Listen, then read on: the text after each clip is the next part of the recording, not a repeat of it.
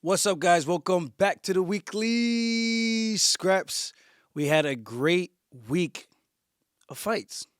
Great event at UFC Azerbaijan, UFC Baku, actually, the capital. With that said, we had some great performances, some really cool fights.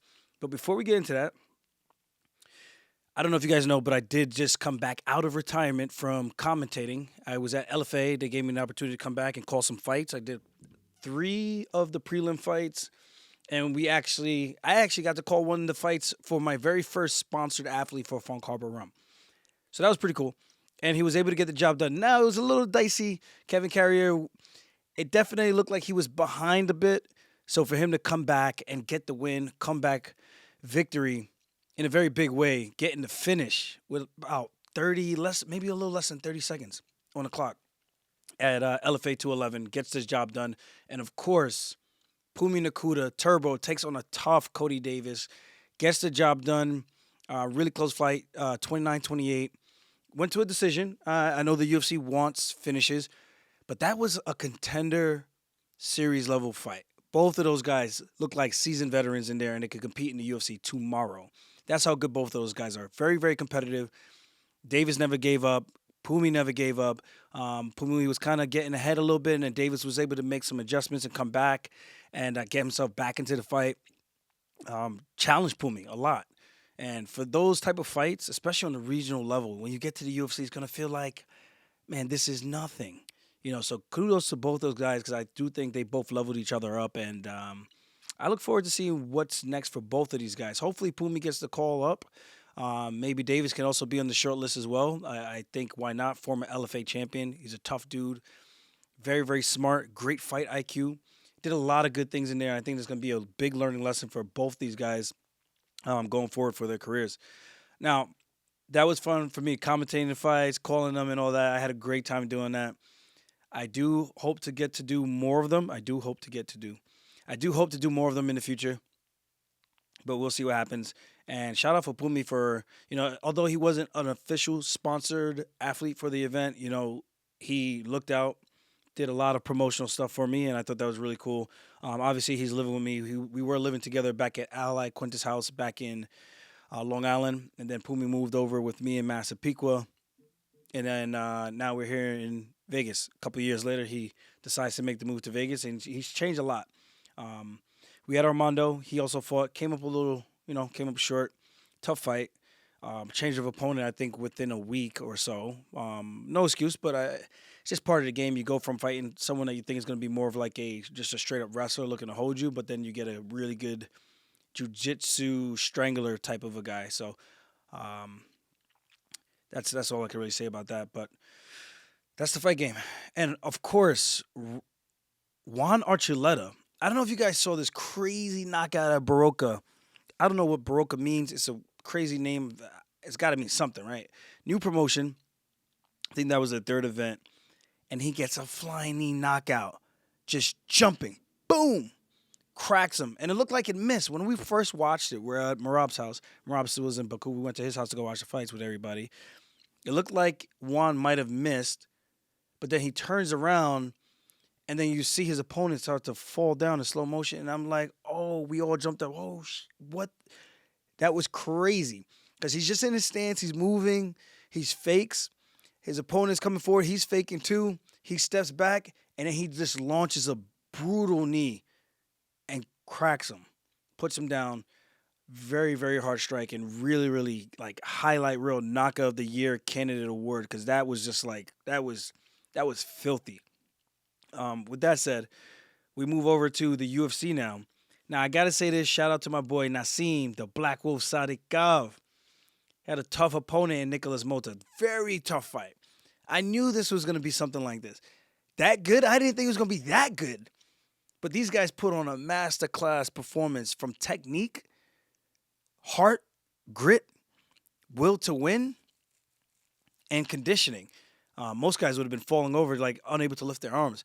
Mota at one point landed like a 70 punch combination on Naz while he's on the cage, just covering, trying to roll with the punches as much as he can, covering his head. But of course, you're covering your head. You're still getting punched. You're going to get that impact still. You're still going to feel some type of rock wobbleness just impact. You're gonna feel impact covering with your hand on your head because all the force is still going through your whole body. It's still shaking up your whole body. Yeah, it's not clean, it's not flush, but it does some damage. Naz goes down to a knee, manages to grab the leg, and I'm in shock. I'm thinking, oh man, no, let him fight. I'm thinking the fight's probably gonna be over because most refs, they would have stopped that. Most refs would have stopped that. Now I don't know if there's a difference from being on the floor and standing, but us fighters, we never have a clue when they're gonna actually stop a fight. But thankfully, this is one of those situations where in his hometown, the referee did a great job monitoring and seeing that he's still covering himself. Yeah, they're landing, but he's still trying to move and stay in the fight. And then he eventually goes to a knee. And most refs would probably be like, okay, that's it. He went down. He went down because he's hurt. He's really, really hurt. He lets him fight out. He grabs a single leg, gets back up to his feet, weathers the early storm in round one, comes back in round two, and puts on the finishing touches. Man, these guys were throwing crazy elbows. Naz hits a stepping elbow, splits him open. Mota smiles at him, shakes his head, and he keeps going forward and starts attacking, throwing more combinations. I'm like, man, these guys, this is some modern day gladiator shit that just makes you want to get up and run through a freaking wall. It was just such a good fight. Dana gave them both all the bonuses, so they both walked away with $100,000. That was great. I do wish some of the other guys got a bonus too, but these guys, if there's anyone who fought their damn asses off and talking about going to war with each other, is those two guys. Naz Sadykhov, remember that name, guys, and Nicholas Motta. I've trained with Nicholas a couple times down here at Extreme Couture from time to time. Really nice dude. Nasim, really nice dude. Both these guys, super talented. And me being here in Vegas, I meet a lot of these guys, and it gets to a point where it's like, damn, my friends, I keep fighting my friends. No.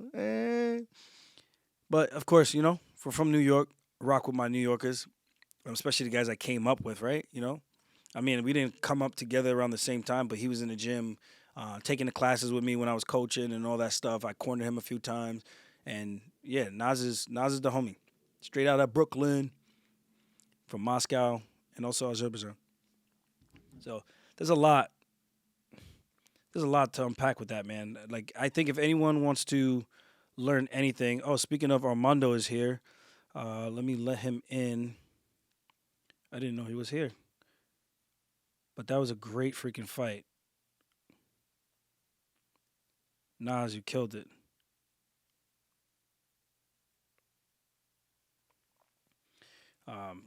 But yeah, so next we'll start with the main event now. I mean, we already started, but I had to do that. We'll start with the main event. Khalil Rountree versus Jamahal Hill. Now, I thought this fight was going to be extremely competitive. I could not foresee it going the way that it did. Like, that was pretty much a masterclass from Khalil Rountree. He looked spot on from beginning to end. There wasn't any moments where I was like, damn, there's a chance for the tides to turn. I didn't feel that in that fight whatsoever. He got on those leg kicks early. Jamahal was throwing some of his own calf kicks and things like that. But when Rountree would kick, it was like a shotgun going off, trying to sever his leg from his body whenever he was throwing those kicks. Unique difference in how they were approaching the game. The only thing that I saw Jamahal really loading up on and really trying to go for the kill was his boxing. But I think there was very few moments where he was trying to put together combinations. And, of course, you got to be careful with a guy like Rountree, right? You put together those long combinations, and then you get a power puncher like Rountree, powerful kicker, who just wings something and intercepts you. That's bad. You're probably going down. And as we saw, Khalil did drop him twice. Maybe 3 times. I got to go back and check, but I know it's for sure twice. One at the end of the round, one of the rounds, and then the other one was like in the middle of, like, towards the end of the round as well. But Khalil Rountree, man, just looked great. I was worried about his return because of his nose and how he had to get that fixed. But he didn't miss a step, man. Didn't miss a beat. And for him to come back and do that to a former champion in Jamahal Hill, I think there's a title shot opportunity again in his future. Now, Jamahal, both these guys, they're both the homies. But Jamahal Hill's more of the homie because we actually hang out. Like, Khalil, we've hung out like at events and whatnot. But Jamahal, we kick it. We've gone out. We've chopped it. And I just don't know if he's the same fighter ever since that Achilles surgery for his foot, man. It's just I feel the way he's come back, it doesn't look the same, not as confident in his ability the way he was before when he got to that title shot opportunity where he put on a masterclass performance against Glover Teixeira. And it was some tit for tat, right? But overall, he was for sure getting the better of Glover in that fight until he got all the way to the end and he got the finish. Fast forward, he got the surgery. He comes back. He has a really not so memorable performance against Alex Pereira. It happens. People can say it was the circumstances. He might even say that. But in reality, even if a guy closes the distance on you, and again, Jamal's a homie. I'm not trying to be like throwing shade or being hypercritical of anything. But when a guy closes the distance on you when the referee is giving you a break, you do also have the opportunity to take a step back and create that separation. So you have more space if that's what you want. The same thing with my fight with Marlon Moraes. When I was on my back and I got up, I get up to try to shoot right away, to try to keep the action going. Then the ref steps in, he separates us. And as he separates us, I stop, I look at him. So it stopped my momentum from me just shooting in right away. And then from there, Marlon stands, he sets his feet, and as he says fight, like gives us the okay, go. I shoot in and don't even set anything up. Now there's no momentum of me kind of getting up from the scramble and going after him. I'm just getting up. We're frozen now. We have the separation, and I just shoot from West Bubblefuck. And I get cracked with a knee, which I think was still going towards the body, but I shot right into the knee and got put out. Very similar to the Jamahal Hill thing. Could have taken a step back. I could have taken the opportunity to reset and analyze that this is no longer the same situation, the same sequence. And that's fight IQ, that's experience. With that said, tough fight. Had a decent battle with Jiri Prochazka. I didn't think it was terrible. I think he showed some good signs of the old former champ. But Jiri was definitely a step ahead, right? I think we would all agree on that. I think he would also say the same. And I don't know if it's the confidence. I don't know if it's just the injury. I don't know if it's like the weight, because sometimes he gets really, really big. And of course, physique doesn't have to do with anything. If you're not a fight, you're not a fight. But all these things, I think it adds up and it puts a little bit of a strain. Of course, he's fighting the highest level of competition, so there's no room for error. And now he fights Rountree, and Khalil relatively shut him down. I know there was some trash talk. I'm glad to see those guys talk it out a little bit. I know Jamal was kind of like walking around trying to get to him, and then Herb was trying to like separate them. But I'm like, yo, these guys are two grown-ass men. Like, back up and let these guys talk. I hate when referees do that. Like, if you don't see these guys being hostile with each other, let the guys break bread. Let them break bread. Like, I don't think you're a promoter to be like, oh, we don't want to see that. I don't think that's part of your job. I could be wrong, but I don't think that's part of your job. Not just Herb. I'm talking in general, referees in general. But I'm happy to see that. I don't know what the actual issue was between these guys or the genesis of all that, but it is what it is. I'm just glad to see two of my brothers chop it up. I was happy about that.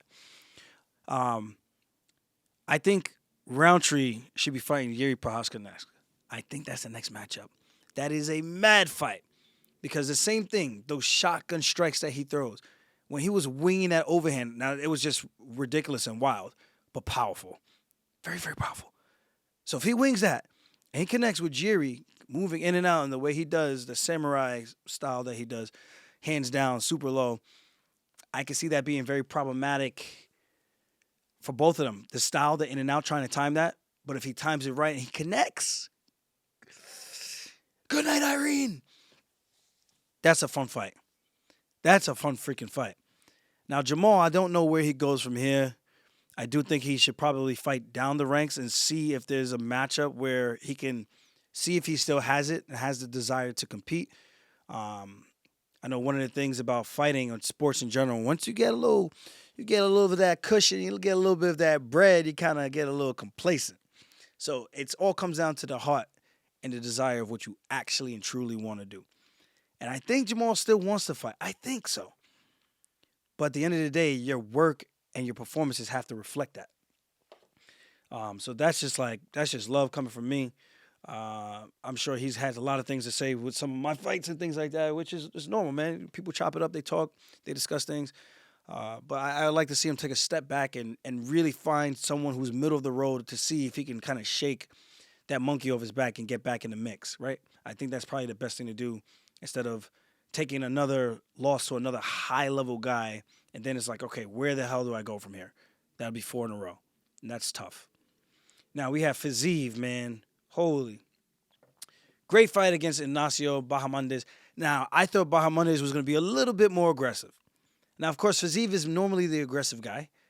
But I would think because you see someone that has gotten tired in their previous fights when they unload such a crazy offensive attack like the way Fiziev does, that maybe Bahamondes would try to push him a little bit more. And, of course, this is easier said than done. You're talking about one of the best and nastiest strikers in the UFC in Rafael Fiziev. Guy hits the matrix, lean back, the neo. He hits the one. He is the one. Multiple times in this fight, multiple times in other fights. He just has a great eye for striking. But again, in the third round, it looked like he started to slow down. I think Ignacio could have maybe pushed the envelope a little bit more to try to get him tired where the offense would slow down and maybe take away some of the pop of his punches. And then from there, giving him the opportunity to try to get back into the fight. Again, easier said than done, I know. Especially with that height, that reach. He could have been looking for those knees up the middle, cover up, maybe hit a blitz, shake step, something, and look for the knee up the middle. The same way he almost looked for that head kick where he was throwing a combination. He dipped his head off to the side and he threw up that head kick, which glancingly, I think Fiziev barely got hit by it or just got out of the way. I have to go back and look. But it was super close. Like stuff like that, tricky things, long man moves, tall guys, tall skinny man moves, stuff that he can get away with that not all of us can do. So that would have been dope. But the win goes to Fiziev, the hometown hero of Azerbaijan. Great fight. I wish I could have gotten to come out there and mack with everybody, hang, chill, do all that good stuff. But unfortunately, I had to go be with my guys. And I missed the one fight that I was supposed to get back for on Saturday. That was just a rough night. The whole travel weekend was just insane. I just had a really tough time trying to get from place to place. Flights being delayed, flights being canceled. And if you were traveling this past weekend on the East Coast, then you know exactly what I'm talking about because that shit was crazy. It didn't make no sense. Now, the Curtis Blaydes fight versus Rizvan Kuniev. Guys, I'm going to be straight up honest. I didn't think Curtis Blaydes won that fight. I thought Rizvan Kuniev, I thought he won that fight. It was very close. Blaydes won the first round. Not by much, but he won the first round. The second round, he went for the takedowns a bunch of times, couldn't get it. I know he said something about his MCL in the first round, so I'm not giving him a hard time. I'm just saying when it looked like that, I just scratched my head, confused. Like, what fights are we watching the same fight? I think it should have been 29-28 the other way around. But again, very, very close fight.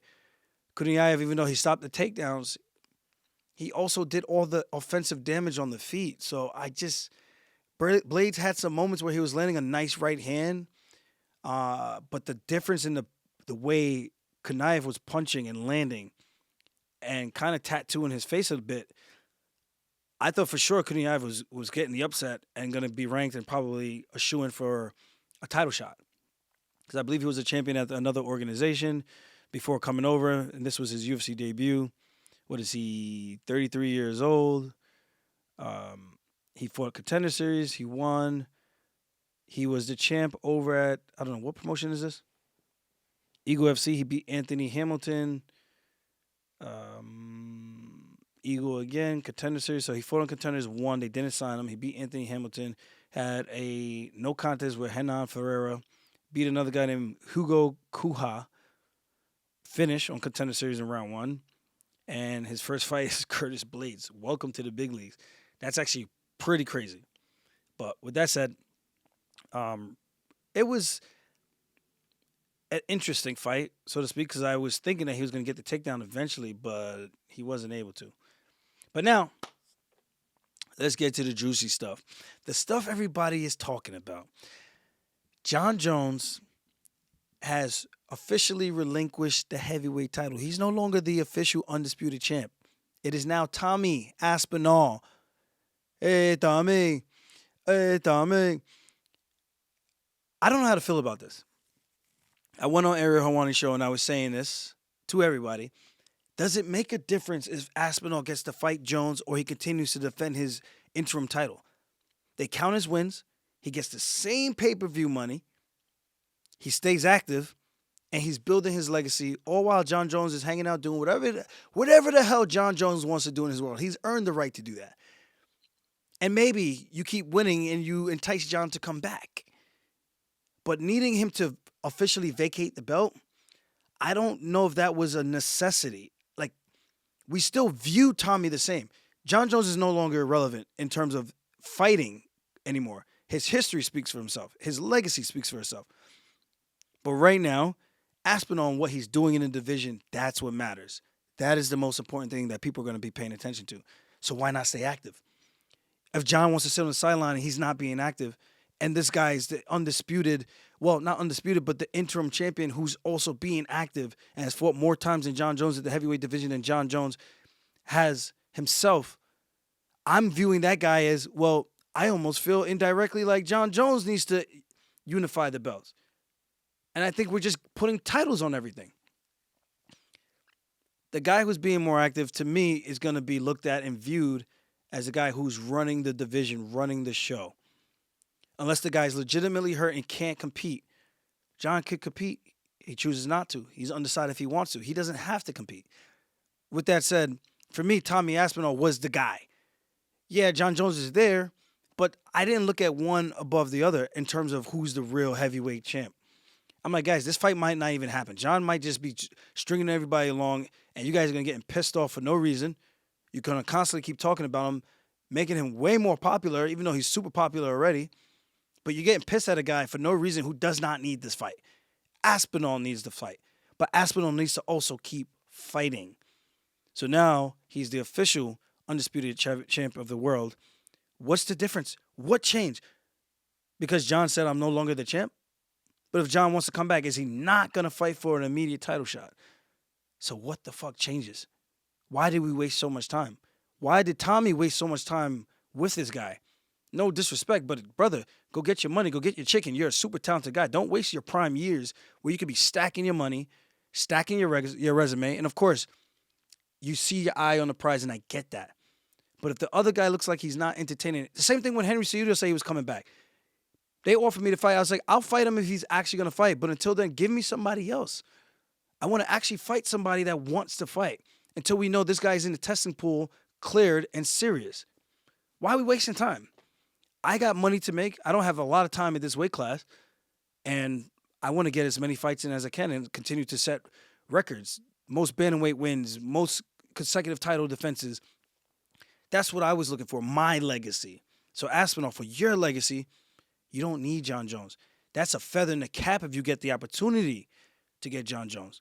But you could do the same thing and beat up all these other guys, stack your money, be undeniable, become the greatest heavyweight of all time by beating that record of how many consecutive title wins, who is the holder is Stipe Miocic. You could be the guy that pushes everyone down and takes a step above them on the ladder. That's my personal opinion. And again, I know it wasn't like he was doing this because he hated Jon, but it almost came off like just being really salty about it. But I'm like, if you put it in perspective, nothing changes for you because you don't know if you're going to actually get this fight. So why wait around? Why wait around? That's my thing. Don't do a Michael Chandler because that shit was crazy. Michael Chandler legitimately wasted, squandered, destroyed, threw out, recycled. Actually, he didn't recycle because he's not getting it back. He threw it in the trash. 2 years of his career. And he did not look the same when he made his return. And I know some people are going to say, oh, he was never that good anyway. But the guy is pretty damn good. Pretty entertaining as well. But you can argue, losing those 2 years, what he could have done in those 2 years. And how he would have looked in those 2 years. We'll never know now, right? So that's my thought to that. And for me, how I feel about Jones retiring is a couple of things. I'm a little conflicted on this because Jon is the homie. He's the reason I got started in the sport. So that's a full disclaimer. But I ain't here to be ass-kicking and licking and just kind of brown-nosing to make him feel good. Like, I'm running a show. I got to speak my honest feeling. I'm not trying to slander him or talk shit. But it's about time in terms of The division was waiting for him, even though the division did not need to wait. I can understand why people were pissed. I'm like, am I the only logical human being around? It does not fucking matter if he fights or not. Just pretend he's retired and move on with your life, and we're good. So, how I feel about Jones retiring, it's about time. He made a decision, but he's going to be missed. And all the people that are saying duck or retire, you're ducking or vacate or retire. Now when Jones is gone, he is what we call one of those once in a generational, like once in a lifetime type of athlete for this sport. There's never going to be a Jon Jones anytime soon that good, that young to do what he's done, beating champion after champion after champion. And I know the comments are going to say, oh, but Aljo, he was fighting guys and they were so old and he was so young. But guys, that was the talent pool at the time. But guys, those were the former champions at the time. But guys, he was also 23 and 24 and 25. But guys, they had the experience over him. So what the fuck are we talking about? Was it not a fight? Did he not win? If the old guy won, they would have said, oh, you beat him because he has no experience and he's still young. He's still learning. But what he was able to do is one of those once in a generation type of feel. I mean, I could pull up his stats and we could just go on and just boast him up the whole time. But I think it's already said, it's in the books. Jon is one of the greatest, if not the greatest combat athlete of all time in MMA, for sure. And I would say combat athlete because he's actually pretty damn good in jiu-jitsu too. He might not be the most Craig Jones style type of grappler, but he's pretty damn good, very dominant in wrestling. I've seen this firsthand. Even though he didn't go D1 or wrestle internationally, I know how good that guy was. And I knew by watching him how good the other guys were in terms of competition and what he would do to those guys. Phil Davis, fresh off a national championship title for Penn State. And I'm watching him literally throw Phil Davis around. Phil Davis will tell you this. Jon was just a freak of nature. He was different. He didn't need the D1 accolades. It would have been nice. But what he was able to do outside of that is nothing short of impressive, man. It really is. And it sucks because we're never going to get to see the guy coming in, throwing the spinning elbows, the spinning back kick perfectly placed on Stipe Miocic, suplexing Stephan Bonner, coming in, hand fighting, throwing stepping elbows, oblique kicks, destroying people. Like, he was a mother. He was a mofo. I'm trying not to curse too much on this, but he was a mofo, man. And I think everyone's got to give him his flowers. You could say he's ducking the hardest competition of his life, but guys, we've been saying that to him for the last 10 plus years about everyone that he was fighting, and he made them all look relatively the same. I mean, there's a couple fights. I'll be honest. I thought he lost to Alexander Gustafsson in the first fight. I've watched that fight probably 10 times, and my opinion has never really changed. And when I say never really changed, like, yeah, there's some room. Like, maybe if I could see if they were scoring it like this, but when I'm watching, I'm like, I feel like Gustafsson outlanded him in every single round. So, not every single round. Sorry, let me take that back because I don't want that to get clipped out. But I feel like he outlanded him in a 3-1, 3-2 situation. Now, I would say Jon for sure took the championship rounds. But again, that's just a really close fight. The Dominic Reyes fight, I go back and forth in that one too. And the Thiago Santos fight was a really good one and very competitive, I should say. And then Thiago was never the same after that. And then you look at Ovens. He was never the same after that fight either. So it's the Jon Jones effect. I don't know, man. It's he's a different, special type of athlete. So he's gonna be missed. I'm gonna miss him for sure. And definitely happy that we have so much tape on him to watch, to learn, study from, break things down, get into his head a little bit, understand the psychology of what he's doing. And that's what makes for a great student if you want to learn and develop your game. I don't think Jon's retiring is a stain on his legacy either.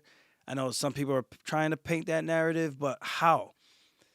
How can a guy who's defended his championship title more than 10 times have a stain on his legacy because he decided to not fight one more time? If he got hit by a car, knock on wood, and he couldn't compete for the rest of his life while the negotiations were still being made in the genesis of the negotiations, would people still say this is a stain on his legacy? No. So then what the hell's the difference? He doesn't want to fight him. He doesn't want to fight him. I understand John's logic, and like he doesn't need Aspinall, but a fight with Francis or someone like that who's established, I get it. Now, as a selfish fan, the selfish fan in me, I would love to watch Jon Jones fight Tommy Aspinall. Of course I want to see Jon Jones fight Tommy Aspinall. It's a crazy fight. It's a crazy fight. But I got to be real. I understand the business side of things and the longevity and protecting what you've accomplished and created, where you're in a position where you don't need the fight. You don't.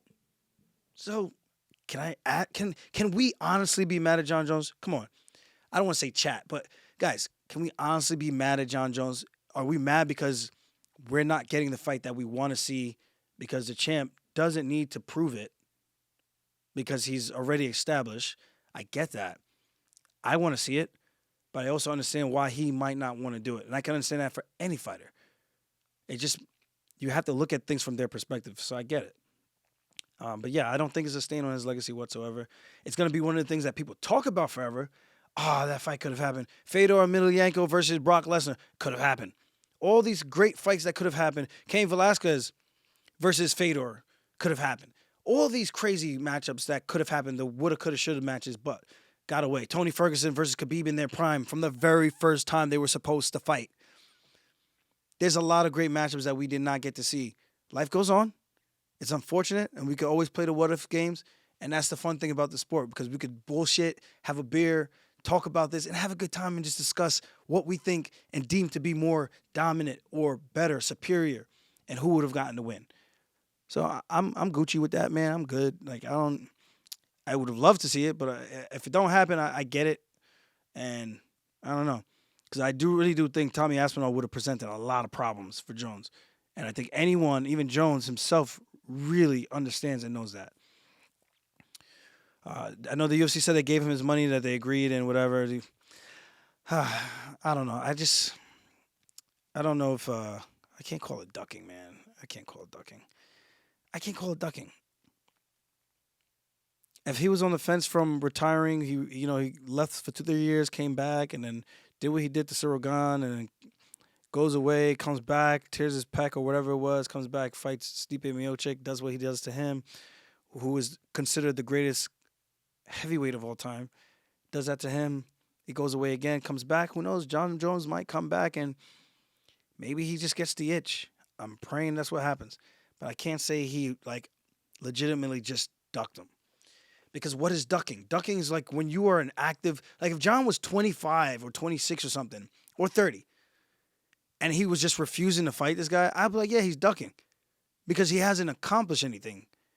Maybe he's got some wins here and there, but it's like, well, why are you not trying to do this fight if it's the only fight that makes sense? For Jon right now, this is the only fight that makes sense next to Francis Ngannou.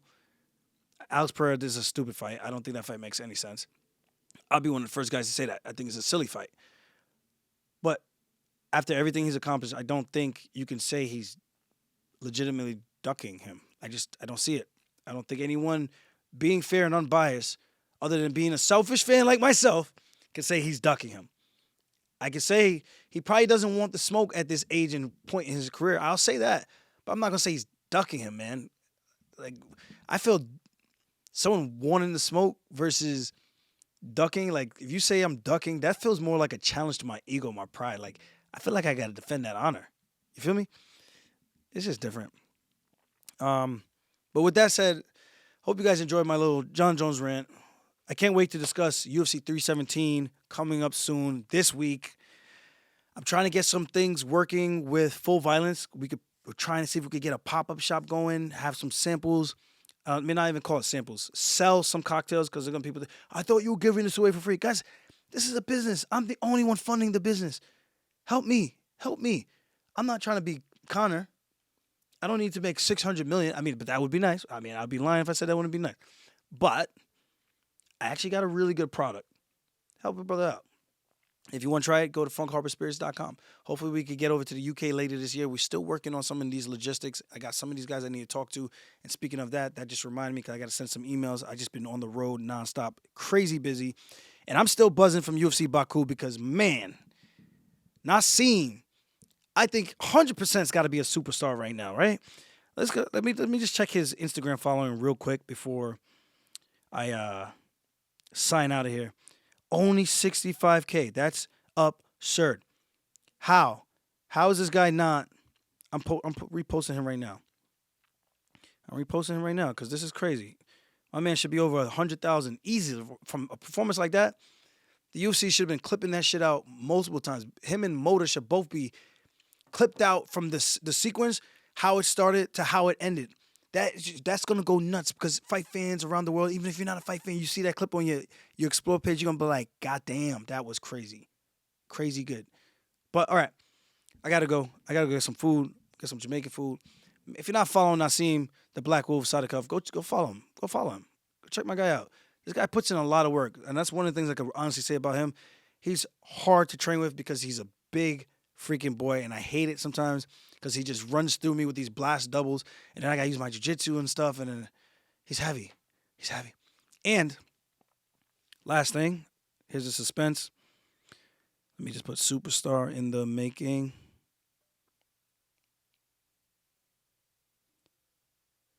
Black Wolf.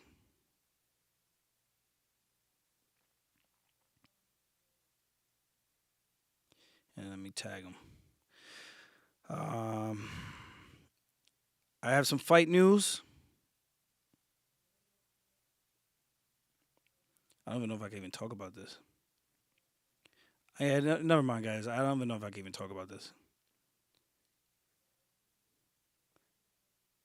Yeah, I don't think I can even talk about this. I'm sorry, guys. I'm sorry to get you guys hyped. I'm just playing. I got some fight news. I'm potentially fighting in August. Towards the end of August, mid-August to the end is what I was told. I can't give away too much of the goods. I'm waiting for an opponent, but I'm excited that I finally have somewhat of a soft date that I'm officially going to be on one of these two cards. Or three. I think it's 3 that month. And it was the 17th in Chicago, then 23rd. I forget where they're going. And then I think there's another one to end the month on the 30th. But with that said, your boy's happy to be finally freaking back. Time to get dialed in. I was dialed in before. I'm a channel my inner Dan Ige. 4 hours. You see these guns, baby? I don't need no picograms. I don't need no Aaron picos.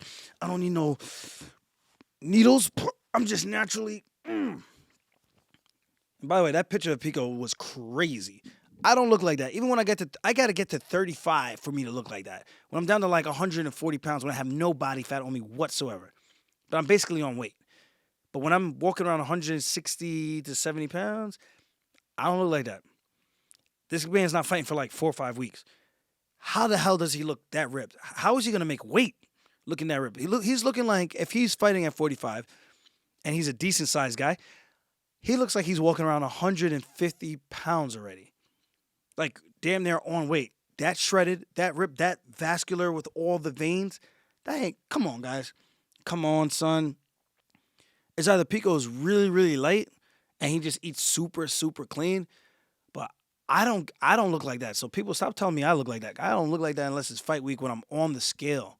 I don't get that shredded. I got pictures of me when I'm cutting down. I'm about 142 pounds and I'm ripped as shit because I really have no body fat on me, barely. I'm about, what was I, 170? No, I was like 167 this morning. So for me to be this, and I'm like this, I don't look like that. I don't get veins. And I don't have it. I want it, but I want it. But, all right, guys, I got to go. I'm sad. Goodbye. Like, subscribe. Thanks.